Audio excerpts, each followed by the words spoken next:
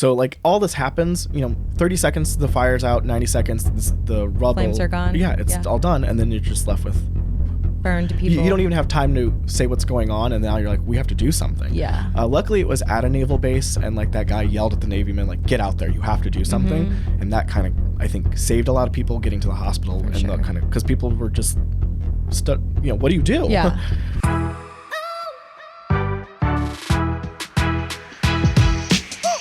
Hi, I'm Trevor Craig, and I'm a scientist. Hi, I'm Brittany Hansen, and I'm a pop culture enthusiast. And this is Okay, But Why, a Microbac Laboratories podcast about science and pop culture. Hi, I'm Trevor, and I'm a scientist. Hi, I'm Brittany, and I'm a pop culture enthusiast. And this is Okay, But Why, a Microbac Laboratories podcast about science and pop culture. Hey, Brittany, how are you? Hello. Nice to see you again. Yes. It's been so long. We are still here in Miami recording. This is our third episode. We're so excited to jump into it. And we got to go to a nice dinner last night and hang out and do some stuff. So that was kind of nice. Outside of work, inside of work kind of a thing. And we still ended up talking about work in the podcast and the webinars and everything. But it was with margaritas. So that helped a little bit as well. Exactly. Yep. And it's going to trigger my conversation about what I'm eating later. So I'm excited to talk about that. And not only do we get to hang out all day at Miami, but we were talking this morning, and both of our flights are at the same time. Yes. Out of the same airport, different airlines. So we're going to spend most of our time in the airport together, too. Yeah. One more day here. I know. It's the weekend. I know. And I still have to do my other job besides podcasting. I haven't answered any emails for like 2 or 3 days. Yeah. We'll be playing catch up the next couple days. Yes, of course. Always. Okay. Yeah. So what do you have for us? Okay, so today's topic, it's a long one. This is probably the most I've printed, but we're not going to go through everything when we talk about it. I just have a lot of references in case you have questions, so I can look them up. And there's a lot of details in this one, too. Okay. But today, we're going to talk about the Hindenburg disaster and how it changed air travel. Hindenburg. Okay. Where's this at? This happens in New Jersey, but it is a German aircraft. When you said that, I was like, is this another country? Yes. Okay. So have you ever heard of the Hindenburg? Mm-mm. You've probably seen it in media. I've sent you a few photos that you can look at later. You've probably heard famous recordings of what happens during the Hindenburg. But a lot of people have seen it. It's one of the reasons we don't travel by blimp. And it kind of ended the era of blimps and dirigibles. Okay. They're still around, but they're not really travel. And we'll talk about why, and the disaster is kind of why. I feel like every time I've seen a blimp, it's just for advertising purposes. Usually. Yeah. I mean, you can ride on those blimps, and there are blimps that travel. I had no idea. But most of them are not a big thing. But at one point, blimp travel was like the luxury of travel, and I guess we could start talking about that now. But they were the first aircrafts that could go across the Atlantic Ocean. Wow. So planes, when this happens, planes would not cross the Atlantic Ocean for several more years. Oh. Okay, so in my brain, I guess I don't know how a blimp works. Is it? In my head, I thought it was like a hot air balloon.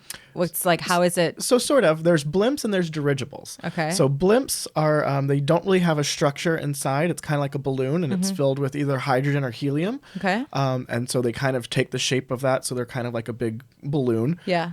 And they move from place to place. And then there's dirigibles, and dirigibles have like a structure. So they have a metal structure inside, and each of those has like these little balloons that are like gas pockets. Okay. And they're a little bit more structured. But they were actually really fine travel senses, like really high scale. They were really expensive to go on. Oh, wow. They could cross the ocean without stopping. There were planes that could do that, and they did it much faster than a plane could or a boat could. And they were high class travel. Wow. So what actually makes them fly? It's obviously not the hot air. Is it the helium or what? Okay. Hydrogen or helium. So those are lighter than air, so they float. Most of the U.S. ones were using helium because it was less explosive and less dangerous. However, the U.S. kind of owned that market, and they had a law that passed that said that they didn't sell helium. And so other people used hydrogen, which is very explosive, which foretelling what's going to happen with with this one right now. So in these floating, what do you call it, dirigibles, you're calling them, is there like an area where the humans stay, or are they inside the air like a hot air balloon? Like no, they're separate... the air's above them, and below them they have like cabins. Okay. And they have like watch rooms. They had dining areas. Wow. And actually, in the Hindenburg, they had a smoking area, which red flag. Red flag. Yeah. But that is something that they had, and they were very high class travel. They were really popular. Actually, the specific flight travel we're going to talk about today, they were heading from to the U.S., to New Jersey. And it wasn't full when they were headed to New Jersey, but it was completely booked out going back because all these people were going back for the coronation of the new king and queen in London. Fancy. So, you know what this makes me think of is I always hear like parents and grandparents talking about back in the day when people would travel, everyone would dress like to the nines and it was like very fancy. And nowadays, like if we're traveling, it's like put on your comfiest clothes so you can be comfortable. But I would love if we were back in those days and be cool. My mom still, when she travels, thinks she has to dress up. Yeah. I'm like, it's there's fine. no dress code. Mom. there's no dress code. Like I've seen people like full on show up with like a blanket, a pillow, and pajamas. Literally. Like they're here to sleep. Yeah. That's what they're here for. Okay, let's jump into it. Okay.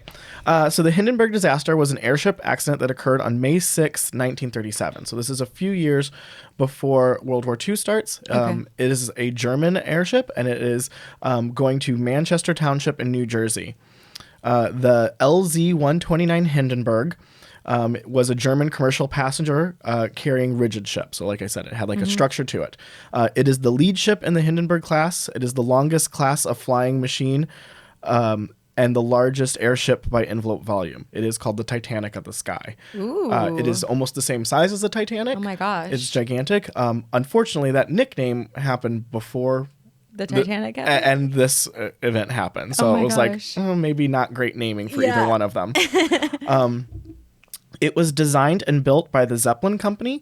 The Zeppelin Company, after this, kind of falls apart, but was recently come back into play, and all of the Goodyear blimps were designed by the Zeppelin Company. Oh, so the Goodyear blimps are not blimps; they are dirigibles now, and they are all very similar to this, except for they don't use hydrogen. Obviously, there's some safety things that have happened here. Okay. It was designed and built by the Zeppelin Company and operated by the German Zeppelin Airline Company, which no longer exists really. And it was named after General Field Marshal Paul von Hindenburg, who was the president of Germany from 1925 until his death of 1934. During this travel was when Hitler was taking power and a lot of things were happening. That is also really important because not everyone was a big Hitler supporter, even from Germany. And there's some theories about what happened on this ship because a lot of the people who were on the ship were anti-Hitler. Whoa. Yes. It was filled with hydrogen, which was different from the U.S. blimps at that time, which were filled with helium because it was a little bit less explosive, less dangerous. Hydrogen is highly explosive. And it caught fire and was destroyed during its attempt to dock at the Naval Air Station in Lakehurst, New Jersey. The accident caused 35 fatalities among the 97 people on board. Most of the people who survived were severely burnt, and there was one additional death of someone who was on the ground. Whoa. Wait, okay, so did this happen before it was in the air? It was happening as it was landing. Okay, I was going to say, how did they survive? It made its trip all the way across the ocean, and while it was landing, this is when it happened. Oh, nightmare. Okay. The disaster was subject to amazing news coverage. It was one of the first times you saw videos of this. It was actually live reporting, which at the time wasn't done. Most of the time they would record things and edit them before they went live. And this was live radio. What is often pieced together is the video of the Hindenburg going down and the radio recording. They did not happen at the same time. They were two different places, two different things, and they're just kind of spliced together. There are a ton of photos of this. I sent you a few of them. They're terrifying photos, and the whole thing happens in about 30 seconds. Oh my goodness. So was there anything spectacular about this actual blimp landing that people were recording it and taking pictures? It's huge. Okay. So they were just like, oh, this is a big one. This is really cool that it's landing. Okay. It wasn't its first time. It had made it to the U.S. and back several times. It's actually made lots of trips. It also went to South America a lot, which is very suspicious because a lot of the Nazis and their relation to Brazil is out there, and it went to Brazil a lot. And it was basically something that changed airship travel. Okay. This kind of ended the blimp era and the dirigible era, and eventually it was overcome by planes anyway, which were faster. But at the time, this was like the luxury, the highest class way of moving from place to place. So after this blimp had the accident, did they continue to fly at all, or did they just fully stop after this? There were some more flights that happened, but it quickly died down. Okay. I think within like 2 years, the company no longer exists. Got it. So it goes very, very fast. Yeah, most people after seeing that are going to be like, And maybe I'll keep my feet in the ground. And it was televised. There were so many video recordings of this and everything. Yeah. So everyone knew what happened. And it was, I mean, it's very, in 30 seconds, this giant ship is nothing Got by it. the end of it. Are we going to talk about how this happened? Yes. Okay. And why it's still unsolved. Okay. Sort of. Let's do it. Okay. So background story on it. The Hindenburg has made 10 trips to the United States. It opened in 1937, and after opening in 1937, it had made lots of different trips all over the world, including to Brazil. And it was departing from Frankfurt, Germany on the evening of May 3rd. And the first of 10 round trips between Europe and the United States was scheduled for its second year. So it's been going back and forth for a while. It goes to Frankfurt, basically the U.S. It leaves on May 3rd, and it is gone by May 6th. Okay. So it's not a long travel time. No. I mean, 6 hours to fly across the Atlantic now is a lot different than 3 days. But when you're talking about being on a ship, that's a lot longer. Yes. This was done through American Airlines, has contracted with the Hindenburg to make the shuttle passengers back and forth. And it was a pretty non-eventful flight. They had some headwinds, which slowed its progress, so it was behind schedule, which some people say they were behind schedule and they were rushing things, which might have caused some of this. But it was only coming here about half capacity. So it wasn't full of all the people, but it was booked fully to go back. And that was because hold on, I have to look at my Roman numerals. George VI and Queen Elizabeth were being coronated in London the following week. Okay. So people were coming over, more people were going back to see this coronation. Yep. It was behind schedule when it passed over Boston the morning of May 6th, and it's heading towards Lakehurst, but they hear that there's some storms, so they kind of slow it down, and they stick along the coast for a little bit so people can see everything. They go over Manhattan Island. It's a public spectacle because this is huge. People don't see this, so people come out of their homes and stand in the streets and just watch it. Yeah. And that's why there's so many people watching it, and probably so many videos of it happening when it actually does crash. Once it goes there, they hear kind of the storms have cleared, that they're just going in and they're going to start landing. And they go in, and now I'll kind of talk about the timeline because it happens very quickly. So there's a lot of pages for the timeline, and I'm skipping some of them. Some of them are details, and I'm like, that's great. I don't think anyone really cares that much about this. Yeah, but just to recap, so the really cool thing is that, okay, a massive blimp the size of the Titanic is flying into the East Coast in the U.S., going over all these epic places in New York and heading to Boston. So it's crazy that I've never heard of this and that I even knew this existed, but I'm imagining now if I saw something like this, of course we're all going to run outside and exactly. look at it, take pictures. And at the time, it's hugely popular. I think the Empire State Building originally had a mooring place for blimps. Wow. On the top of it. That's So that was like a thing that happened. Some of these tall buildings, blimps could connect to them, or dirigibles. Blimps and dirigibles. I should say both of them. I know. I keep saying blimps because it's just easier. Well, when I was writing this, I had to stop and be like, what is the difference here? Are they the same thing or are they different? They are different, but they're used interchangeably. Yeah. Okay. Okay. At 7 p.m., they make their final approach to the air station. It's a naval air station, and they start dropping these ropes. So they drop the ropes, and essentially they grab the ropes and they kind of moor it, and then they kind of pull it in. They drop them really high and early, and this is common because there's not as many people down there, and this is kind of what people do when there's a smaller staff to do this. And they had to maneuver a few times, so they line it up. So basically what they do is they slow it down as they're coming in. They do whatever they can, so they line it up, and basically by the time it gets there, it's not moving. Kind of like you do a ship. Like they're barely moving by the time they come in. Have you ever rode on a hot air balloon? Yes. Okay. Is that how they moor hot air balloons too? No. When we landed in a hot air balloon, it was basically like, hold on to something. We're going, like, we're landing.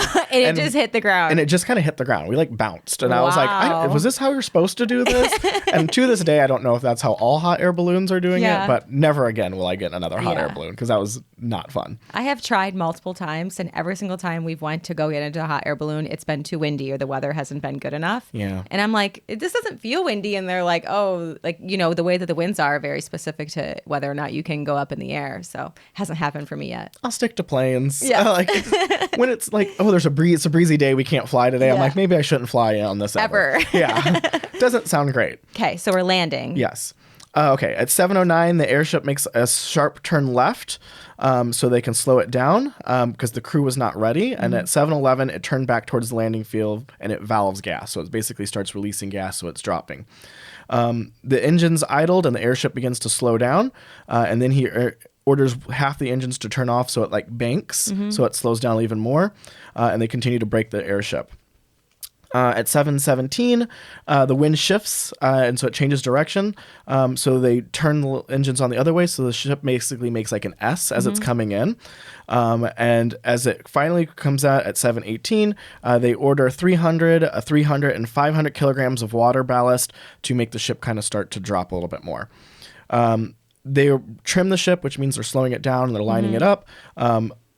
They send 6 men that were sent to the bow of the ship to help do that. 3 of these men die in this. 7:21, while it's at an altitude of only 290 feet or 90 meters, the mooring lines were dropped from the bow and the starboard line was dropped fast, basically causing it to kind of tilt as it comes in, which it's supposed to do because they're kind of like trying to bump it in. Yeah. And it starts to rain very lightly, and the ground crew grabs the mooring lines.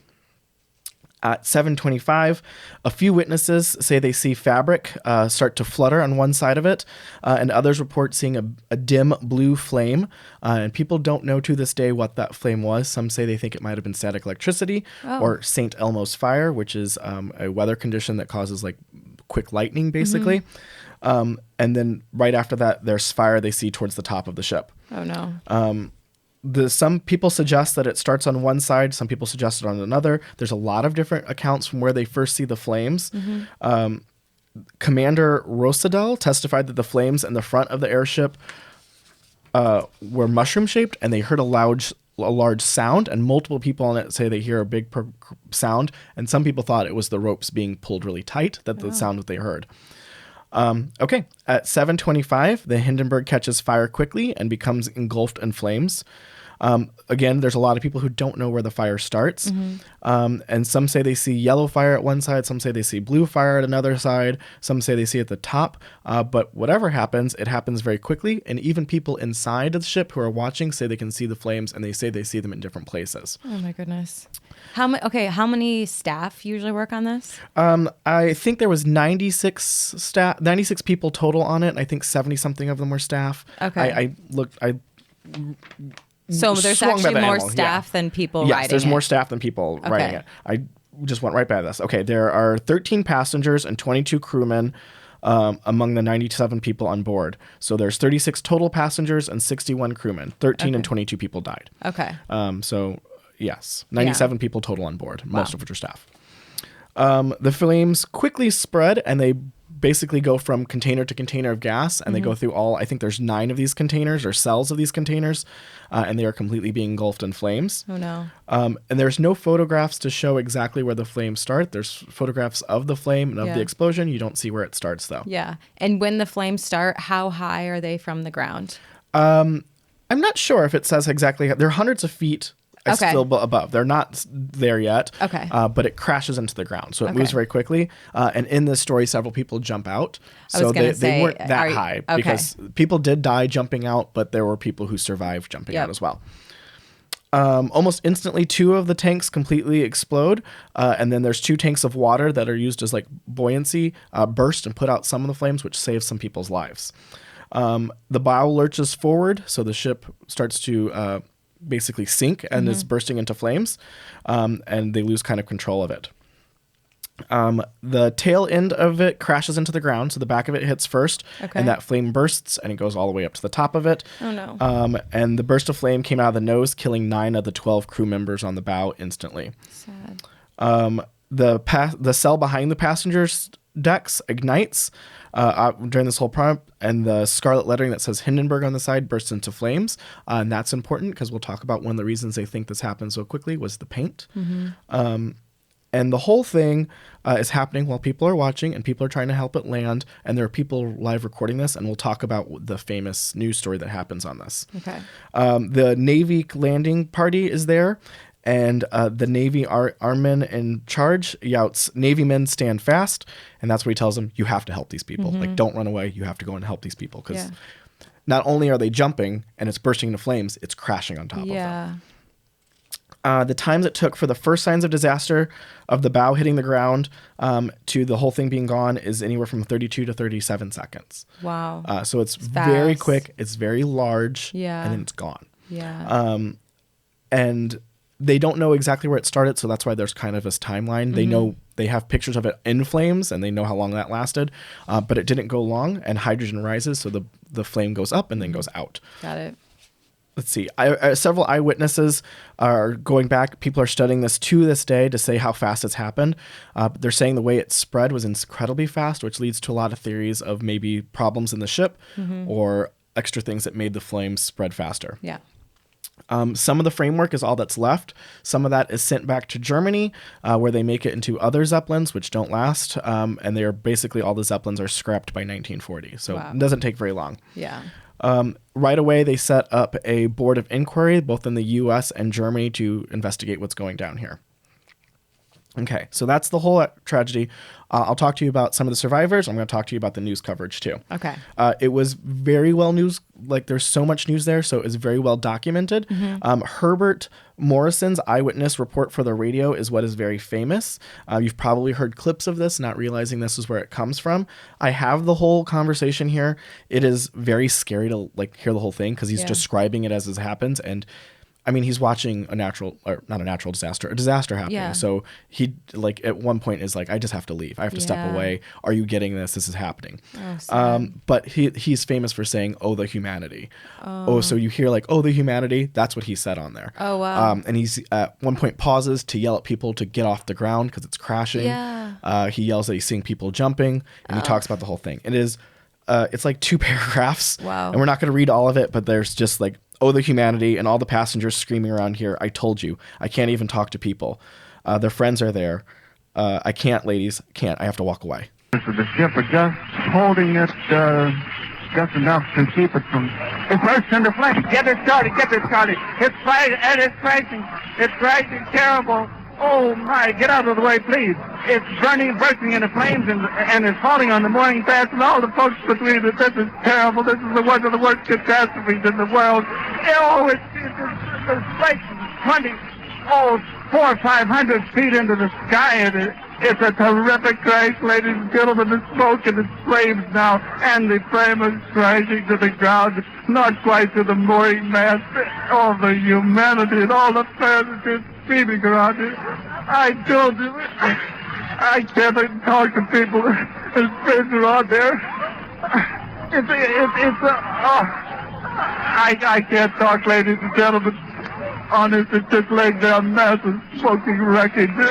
And everybody can't hardly breathe and talk and screaming. Lady, I'm sorry. Honestly, I can hardly breathe. I'm going to step inside while I cannot see it. Johnny, that's terrible. Oh, so sad. Yeah, it's really For some reason, I mean, I know this doesn't necessarily compare, but I keep thinking about when 9/11 happened and people were jumping out and how tragic it was because you can't help or save them. It's really sad. And it's very similar in the sense that 9/11 was covered by so much media because there was so much time that happened where there was newscasting. So you watched a lot of it. I mean, the first plane people didn't see as much. Yeah. The second plane was very well documented, and the collapse is very well documented. Yeah. This was documented through almost basically the whole thing. It was only 30 seconds though. Yeah. And there's tons of people who are amazed by this thing, so they're watching it. Right. So it was really, really scary. Yeah. Imagine if if your mom was on it or your siblings were on it and you're watching this happen. Just tragic. And his last thing he says before going off the air, "This is the worst thing I've ever witnessed." Oh. So it's sad. Yeah. A lot of the photos are taken by people who are just standing around watching. There's news cameras. They're all kind of spliced together. So there's actual video, but there's also groups of photos that are done after another because people are just rapidly taking photos, and they kind of link them together. Yeah. There's a video where they put his voice over the crash. And like I said earlier, that wasn't happening at the same time. They do edit this some before they put it on TV because it is so shocking. Yeah. And that breaks the rules because it used to be everything was live or all the stories were read from scripts, so nothing was kind of crazy, and then you couldn't say anything was weird. Some of this is edited. And it's a very passionate reporting. It's a very passionate recording, and it is used in lots of things. And sometimes it's referenced in cartoons where people are like, "Oh, the humanity," when something happens, and it's like, "Oh yeah, this references the Hindenburg." Yeah, like this is a huge thing that happened there. Yeah. In Germany, it is viewed a little bit differently. In the U.S., in Germany, they kind of don't show as much of it, and it's kind of more passive because this is one of like the prides of Germany, is to say we have all these ships. Dirigibles were used in a lot of Nazi propaganda where they would fly over places and drop things, including some people who are on this flight were associated with those types of things. So Germany was much more saying that there's an accident happened and kind of didn't talk about it as much. So they use these in like war tactics? Yes. Okay. They were very slow moving. Well, I guess not as slow moving as like a plane. Yeah. But they were used mostly for slow passenger things. Okay. They used them for propaganda. And they were also used to kind of show the might of Germany because these are huge things flying in the air that you've never seen. They're not really used as much for war because you can kind of see them coming for a long time, and there are planes that can kind of go faster. If they blow up that easily, if you shoot them, they're going to blow up too. So. That's a little scary. You're like in a flying thing waiting for it to just ignite. So it's like this is not really great. It's a suicide mission. So they're mostly used like in a safe space where they're kind of doing that kind of thing. Got it. This is not the first accident that happened with dirigibles. They had happened in the past, but normally they were associated with weather. And this one hadn't experienced any bad weather. It experienced some winds coming in and it avoided some storms, but that was that. Okay, let's talk about some of the deaths that happened. There were a total of 35 deaths out of the 97 people on the board, including 13 of the 36 passengers and 22 of the 61 crew. Most of the survivors were severely burned. Among the killed was also a ground crewsman and a civilian linesman, Alan Hageman. 10 passengers and 16 crewmen died in the crash and the fire. The rest of them died in the next couple of days in the hospital from burns and injuries. So basically, a lot of them stayed on it until it hit the ground, but they were like burning while it was landing. It happened so fast, I don't think a lot of people even knew what happened. But it was really kind of scary. A lot of the crewmen died on the hull because they were up the front. So when it exploded, it came at the front, and that's where they were. Some of the crewmen jumped out of the front, including the captain, who got out as well. This had happened before where other people had died, so this wasn't unusual. So like, these kind of things had happened, but this was still like one of the first ones caught on camera. A couple stories. A 14-year-old boy named Warner France was dazed when he realized the ship was on fire, but a water tank exploded above him, putting out the fire around him. And that kind of like saved him. Got him like woken up and saved him. He made his way to a nearby hatch and dropped through it just as the forward part of the ship came down. Wow. He ran towards the starboard side and basically jumped out of that, pushing the flames in the direction. So he was facing the right way. The wind was going one way and he went the other way, which is why he survived. Wow. He escaped without injury and was the last surviving member when he died in 2014. Oh, no, he was not the last survivor. He was the last surviving crew member. Okay. The last survivor was Warner Dower, I don't know. He died on November 8th, 2019, and he was 8 at the time, and he was vacationing with his family. He recalls later that his mother threw him and his brother out as the ship, and she jumped after him. They survived, but his father and his sister were killed during it. Oh, sad. So, mom just threw him out the window, basically. Yeah, I'm sure he remembers that moment for the rest of his life. That's a very defining moment for your family. Yes. Yeah, well, and it's, 2019. That was not that long ago. Yeah. The first officer found Captain Max trying to re-enter the wreckage after he jumped out looking for survivors. His face was badly burned and he required months of hospitalizations and reconstructive surgery, but he does survive. Oh. A lot of the crew member who do survive and a lot of the members who do survive are severely burnt. One of them that's mentioned here, which is kind of interesting, we'll talk about this later, is there's a passenger named Joseph Spa, and he's a acrobat, and he works with a couple vaudeville shows. He smashes a window with a movie camera from which he had been filming, and which his film has survived the disaster.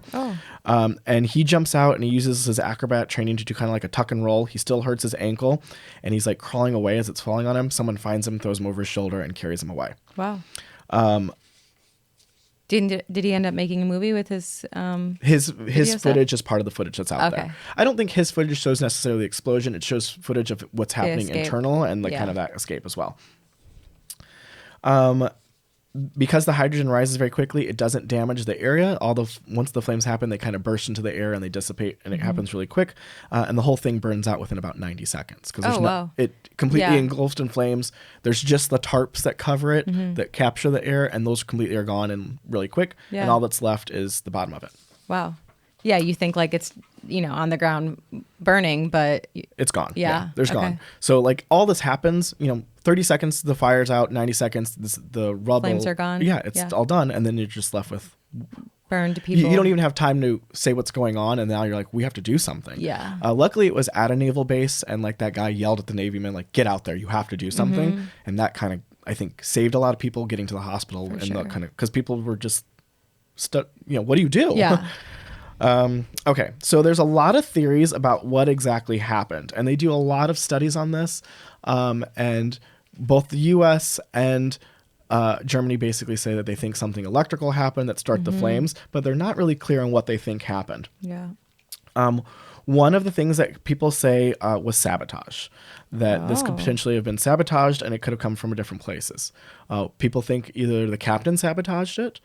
People think that maybe even Hitler sabotaged it because the captain and some members were anti-Nazi on there. Oh my gosh. But one of the bigger theories is that they think that man we talked about earlier, who was the acrobat, sabotaged it because he was anti-Nazi and he was basically coming here and he had some weird stories.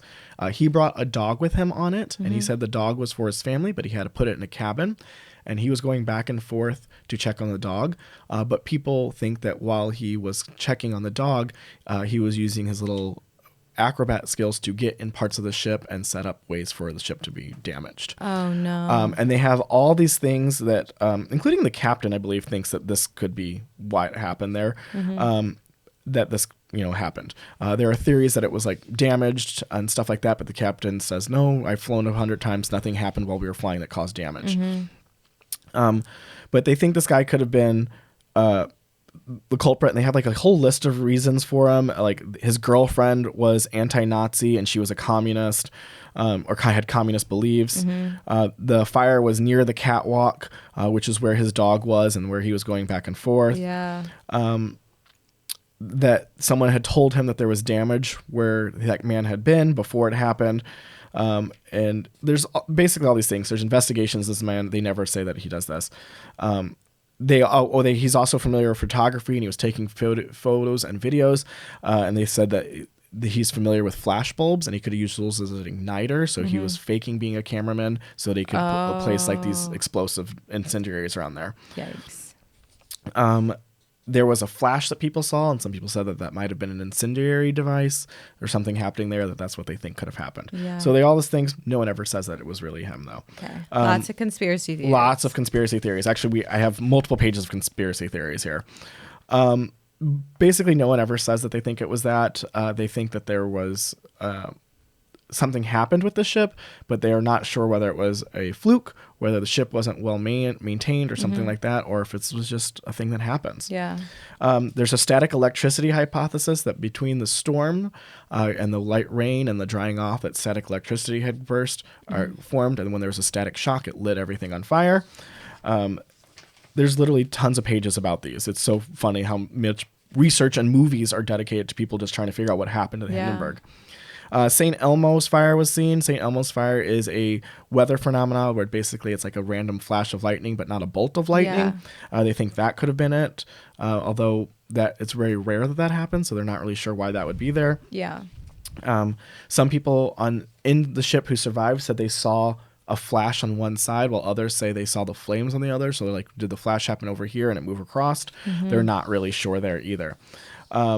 The other variant for the static electricity one is them talking about maybe an engine sputtering or having problems. And that the engine, they said when they turned the engine on to make it do that little snake move, that potentially it caused the ship, the engine to spark. And that spark may have led to something there. Although it would have done that multiple times before. So why now? Why is this the time that it bursts? Exactly. And I'm sure there's lots of research in here about like why they think this could have happened there, but whatever.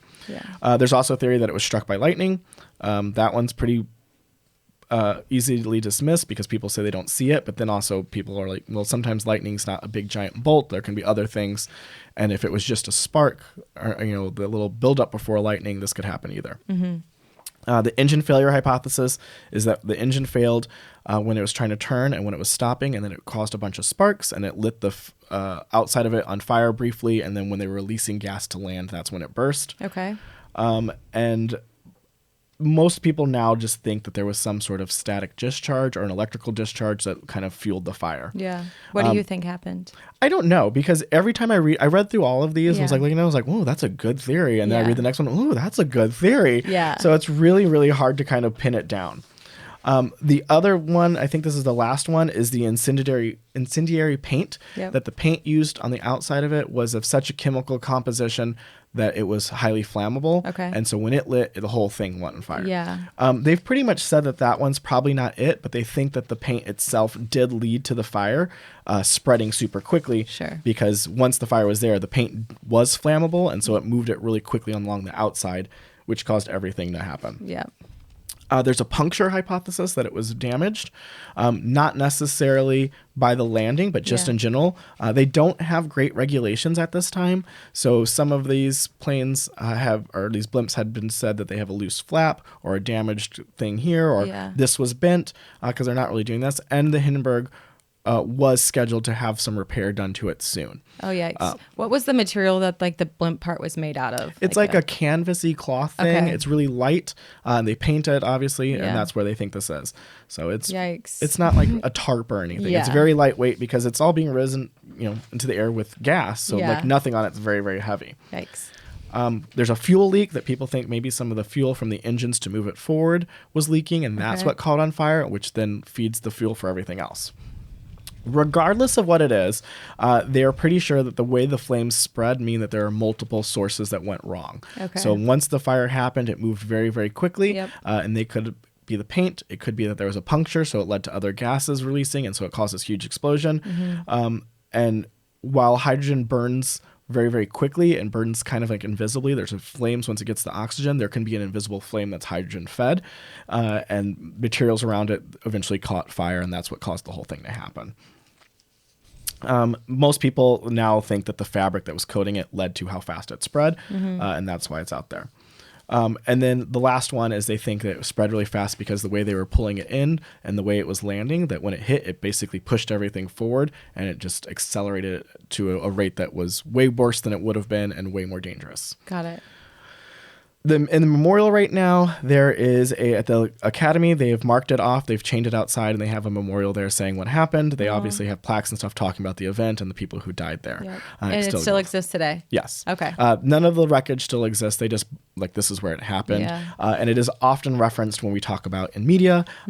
It ended this, but it's often one of those things that we talk about when we're in the laboratories. I thought of this because we use hydrogen gas and helium gas in the laboratories for a lot of our equipment, and we have very strict rules about how we get that gas, how those tanks are handled, how they are opened and closed, how they're labeled. And I live in Pittsburgh that has all these tunnels, and they have all these signs about the tunnels, how you can't take the gas through these tunnels. And this is one of the reasons why they have that is when this explodes, these are massive explosions, and they're very fast and they're out of control. So it's not like we can do anything once it happens. So that's kind of what led me to this one is, why do we have all these warnings? How do we know this happened? And these things. But that is the Hindenburg disaster. And that was the end of basically dirigibles. One question that I was prompted when you were talking about how highly flammable this is, has it ever been used in a way to actually kill people, like a murder, or somebody use that to blow a building up? Or I'm just trying to think of I'm not sure. There's videos of hydrogen tanks exploding. Yeah. So I'm sure there might be people out there who have like leaked hydrogen and started those fires, but it is very reactive in the sense of like it catches fire very quickly. So I'm sure if any of those did those, they're most likely accidental. Yeah. I mean, it's so hydrogen is such a big part of a lot of explosions that like that's what causes a lot of them to get really out of control. So I don't know if there's been any murders linked directly to someone sabotaging it, but I mean, they think this could potentially have been sabotaged. For sure. So I was just thinking like people creating dynamite or like blowing up stadiums or like all these different crazy like. I'm sure there's probably something out there where someone blows a hydrogen tank on purpose to hurt people. Yeah. But I mean, it's not hard. I mean, what was that movie that just came out? It's a really bad movie by M. Night Shyamalan. Sorry if you like him. Trap. I haven't seen it. I think he blows up a hydrogen tank on purpose. I think he throws a hydrogen tank and like a fire and like leaves and it explodes. Yeah. I think Catwoman does. Doesn't she put one in a microwave? I don't know. Oh, she puts a thing of hairspray in a microwave. Oh, that makes sense. Yeah. Okay. Yeah. It would have been better if it had been like a small hydrogen tank, like shove it in there kind of a thing. Okay. But a lot of these compressed gases follow those rules. Like compressed oxygen, helium, hydrogen are all things that we have to be very careful with because when these explosions happen, they're like this and they're huge. They're very scary. I feel like when I always hear about someone that was like planning to murder or do something, there was like, we found, tools that make dynamite in their bedroom. And so I'm like, well, this is like another thing they can. I'm not trying to give any ideas. Yeah, don't tell anybody to do this. If your boyfriend goes missing, we're all going to be very suspicious. Okay. What a story. Yeah. Okay. Are you ready to get into our next segment? Yeah. Let's jump into our next segment called What Are We Eating? Where we talk about what we're consuming, whether it's food or pop culture related. So what do you have for us? So I think we went out to dinner tonight, but I won't use that one because I think we would both use the same one because we had really good food. Yeah. But one of the things that I do, like while I'm writing stories, and we've talked about how I'm a big wuss, but I love scary movies. Yes. I also love scary video games, but I am too scared to play them because they're just like too much anxiety. So I've recently been watching a lot of YouTube videos of people who play the video game, and I could just like sit there and watch it.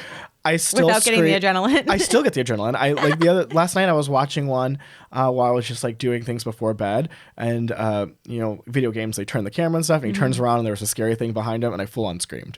And like, what is it, like PlayStation, or like what's the platform? I usually Computer? watch through YouTube, but a lot of times it's all over the place. Like I'm a big Resident Evil movie video game fan. I don't think I've ever played any of them. I've always watched someone else doing it and just being like, oh yeah, I know all about this. I know the plot and everything that happens. Never played them. It's too scary. But I'll watch someone else do it. Is that similar to like now people stream a lot where like someone's playing, they're not playing, they're just watching the guy play. Yeah, like Twitch and things like that. I definitely watch that. But I don't watch it for anything else. I'm exclusively scary video games. And then afterwards I'll go through and be like, okay, what was the full plot behind this? Like it was a movie. Like someone explain what happened here in the movie, because in video games it's not like a movie where everything is driven and scripted. You can kind of wander off and do your own things and you come back to the plot. So sometimes when you're watching it, you're like, what's going on here? Or, why did you do that? And maybe you shouldn't have done that. But sometimes then people go back and then they recap it and say like, this is the plot behind this. And this is why they did this. And this is how this happened. And I treat it like it's a documentary. Yeah. And it is. Oh my gosh. And I have to like check in with myself, like, this is a video game. Great entertainment. Yes. But sometimes they make those video games into movies. So I'm like, man, it's not just me. Do you remember the Black Mirror episode? I think it was on Netflix, where you could control what was going to happen next. Yes. That was so cool. I can't believe more haven't come out like that. I think there was. Kimmy Schmidt had an episode where you could do that kind of thing too. Really? Yeah, but I think that's it. I remember I did the whole thing by picking like what she was going to eat for breakfast and where she was going to go. Like I don't remember the exact plot, but then I went back and watched it again and changed the decisions to see how the storyline would change. It was so interesting. Do you remember those books as a kid? Like, if you do this, flip to page 54. If you do this, I don't, but I would love that. That was a whole book trend. I don't even know if they exist anymore, but they used to do them for like, it was like a Jurassic Park book was the one that I remember. Yeah. And if you open this door, you go to page 96. But if you decide to go open this door, you go to page 54, and then the story changes. Wow. And sometimes they tie back and forth, or sometimes you're like, open the door, there's a velociraptor, you're dead. Yeah. And, like, you have to start the story over again. So. I'm shocked that didn't blow up more. Like I think it was huge when I was like in grade school. Yeah. And I think they kind of just went away. But like choose your own adventure books were a big thing. Yeah. I don't know. They probably still exist. They're probably young adult and I'm just like not there reading them. Okay. Very cool. What about you? What are you eating? So, as you said, we had a really good dinner, and we were talking about how we love Asian fusion food, and I also love sushi and fresh fish, and we were talking about the fishy smell in fish, and so the food that we had last night was really good. But a lot of times when people talk about getting sushi, they'd be like, oh, this smells fishy. And so we were trying to discuss like what the cause of smelly fish is. And you were saying that if fish is frozen and then thawed again, it's obviously not fresh anymore, but that's what's like kind of causing that fishy smell. So it was like drilling you on what the reason was. So there's a couple different reasons, but like one of the things is they usually, when fish comes in, they flash freeze it as fast as possible once they catch it, at least to get it somewhere. Well, but that fish can thaw and unfreeze, thaw and freeze and all that. And then bacterial breakdown, and it causes like a release of chemicals that smell fishy. Yeah. Like most fish should basically smell like water. Like there's going to be a sea smell to it, but it shouldn't smell super fishy. Yeah. And it is a sign that it's probably not good fish if it smells fishy. We were talking, there's some fish that like, you know, river fish sometimes can have a fishier smell to them. Or fresh fish, Yeah, they can have like that kind of smell to them, but like your tuna shouldn't smell fishy. Your salmon shouldn't smell fishy. Yeah. And it is a huge, like, I don't want to eat this because I can smell it. And I've gone to restaurants before where I walk in and it smells super fishy and I'm like, I'm out. Yeah. Like, I don't want any of this. No bueno. Yeah. Okay. But like shrimp and stuff should never smell fishy and that kind of, and I don't know. And I can taste it really fast too. Yeah. You're like, this is off. But the restaurant we last night, so good. We had a lot of raw fish and it was all very good. Incredible. And none of it was smelly. And I know there's like two spectrums. It's either like life-changing, such good fish, or you're like, that was a terrible experience. Yeah. We are in Miami though, because we were saying like it better be fresh. It's like right there. Like it better be coming from there, kind of a thing. So that was one part of it that makes really nice. Also, the best edamame I've ever had in my life. So good. I'm really hopeful you can go home and like mimic the recipe because I'm going to hit you up and be like, I'm like, how did you do this? Tell me how to do this. I'll do this. Yeah. But it was very, very good. If you guys are interested in where we went to dinner last night, send us a message and we'll tell you where it was. Yeah, I was going to say, I forgot the name already. Don't put me on the spot. It was really good. Yep. Perfect. All right. Well, that wraps up our third episode in just a few days. So we're out here killing it. And now we get to take a little bit of a break. Yeah. Knock on wood. We could take a little break. We'll see. Okay. We'll be back recording soon, though. Yes. Yeah. So if you guys like the episode, please like and review, share it with your friends and family, send us an email with some feedback. But we only accept 5 stars. Yep. 5 stars, 5 stars only. Yeah. If you have a compliment, give us a compliment. Love it. Okay. Have a great day, guys. Thank you. To learn more about Microbac, testing services, and this podcast, please visit microbac.com. Thanks for listening, everyone. Your support means the world to us. If you want to stay updated on all of our latest episodes, make sure to follow us on Spotify, Apple Podcasts, or wherever you get your podcasts. And if you enjoyed today's show, leave us a review. Thank you. Yeah.